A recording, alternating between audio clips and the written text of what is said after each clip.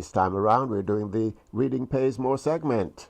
Yes, good morning, Winston. Good morning, WAVS listeners. Today I'm wearing my Reading Advocate Ambassador's hat. And I want you to always remember that you could always go to the website. It is readingpaysmore.com. Readingpaysmore.com.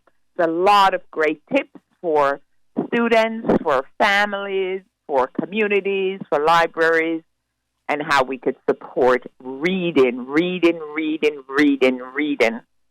Winston, we just have a reading crisis. And, people, the fear of AI, which is very, very real. However, you cannot use AI unless you're able to read. There you go. It is just, I feel fearful. And I'm just saying that I feel fearful for people who are not able to read and write and comprehend and how they're going to navigate and exist in this world. I'll tell you a little thing. I had to interact with a young lady yesterday, probably in mid-20s, and she says she doesn't like to write. That one is brand new to me. Yeah. But part of it, I was giving her a hard time. I'm basically saying, hey, we don't have desk space anymore. The computers take up everything. We don't have space to write, so we're writing badly. She says she doesn't like to write. Yes. And she hasn't developed a desire because she doesn't see how it could assist her.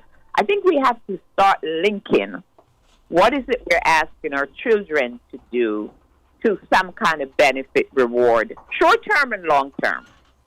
And that's why I say I'm a big believer you need to pay children for chores. You need to pay them to read. Because, let's face it, it's the number one reason we need to manipulate. We need to be able to read to manipulate the society we're living in so we could earn an income. And one of the things you shared with me as well is the fact that the vast majority of legal challenges, the problems that show up, has to do with people not being able to read and consequently understand the legal paperwork. Yes, and so they don't have the ability to read. They can't comprehend. But most important, not taking the time to read. Mm-hmm. I had somebody with a PhD who came into my office. Oh, Miss Robinson, I just didn't, I didn't read. Or they're glancing. They're not reading. Everything is such a rush. You have to read. Just those average little, you have a handyman come to your house or somebody to do the AC. Usually they give you a little invoice or something in writing. Mm-hmm. Even the warranty, when their warranty expires, and nobody reads anything. Getting divorced. Many of these people come to what you have a marital settlement agreement. They don't read. And then something happens a year later, too. They don't read the agreement for child custody, for child sharing. They don't read. Nobody reads. The real estate contracts, the number one purchase that most people make is their home.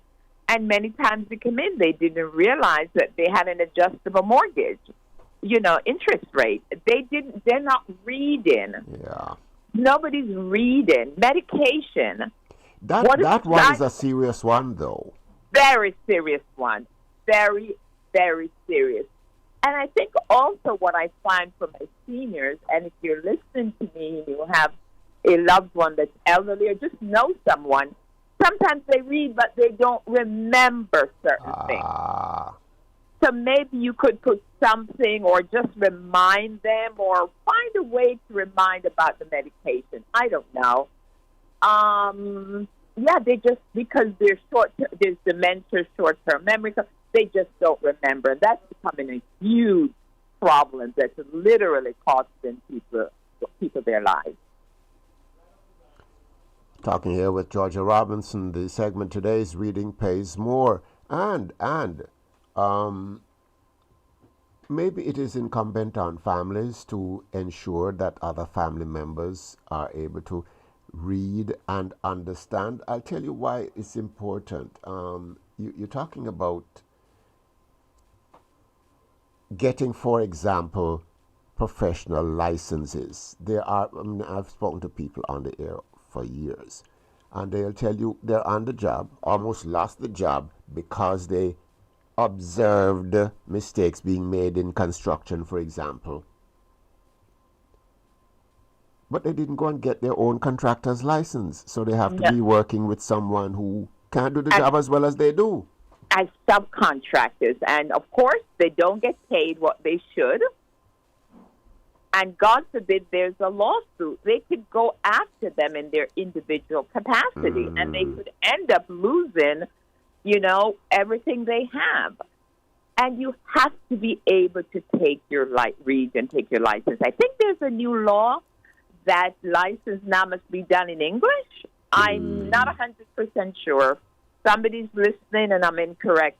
Please call me and let me know. But one of the reasons is you have to be able to read and comprehend. And one of the allegations is that other people were taking license for people who could not speak English or who could not master English. You cannot get your license, your professional license, and look how much money. I know some of the best tradesmen in the world, no professional license. Yeah. And what happened, people with certain kind of, homes will not hire them because they don't have insurance. They can't get, they don't have the license. In fact, so they can't get bonded, so they can't get insurance. So something happens, there's a mistake. They can't get workers' comp if they have people working them. So the homeowner now takes on all this risk and responsibility, and so they don't hire those people to work. I'll tell you, talking about reading in public. You watch these tradesmen and their vans, and they very proudly print their license number Yes. on the vans and the trucks. That says something.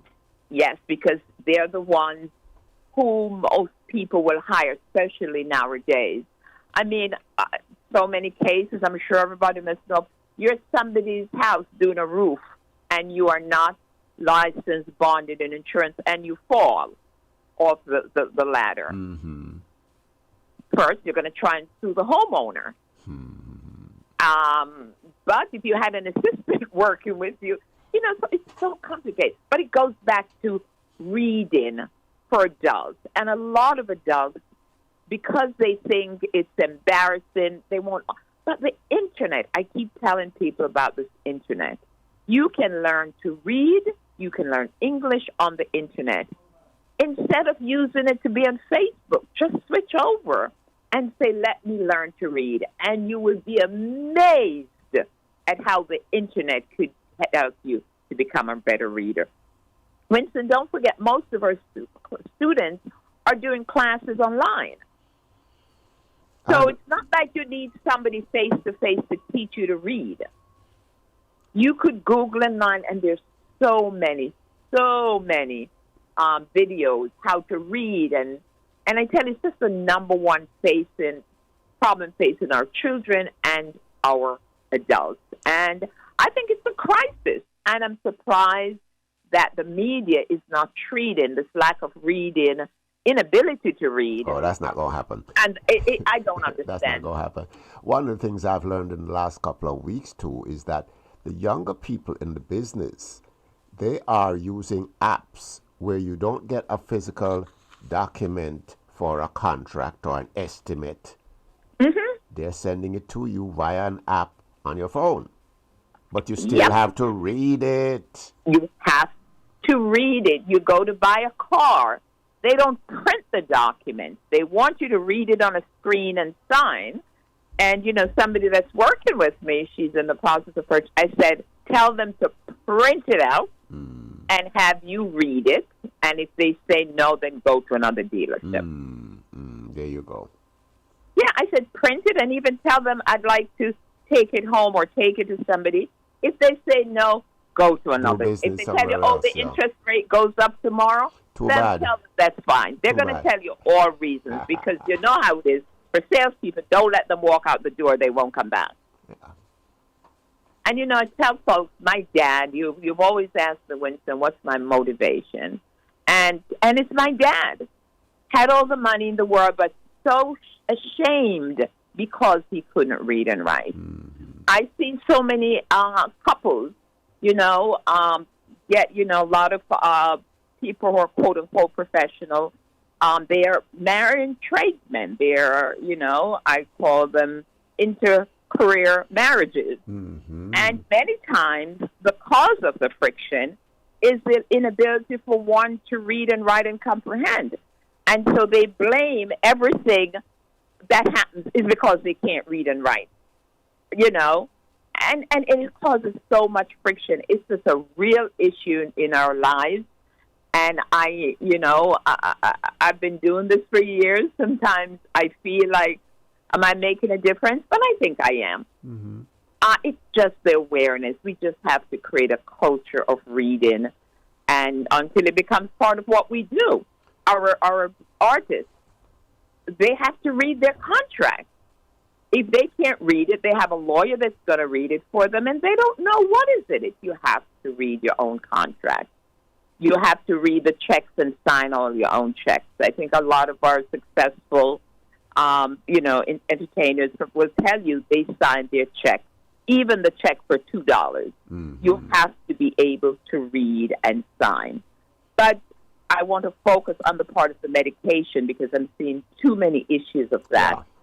If you're listening, no one else in your family, please, please, please make sure they're aware of the side effects of the medication. Make sure they know the dosage. Sometimes they're taking the wrong dosage. And that's, if nothing, to just focus. Many times they just don't read. And the pharmacy told them that they go home and they can't read the pill bottle. And so they're not sure what's going on.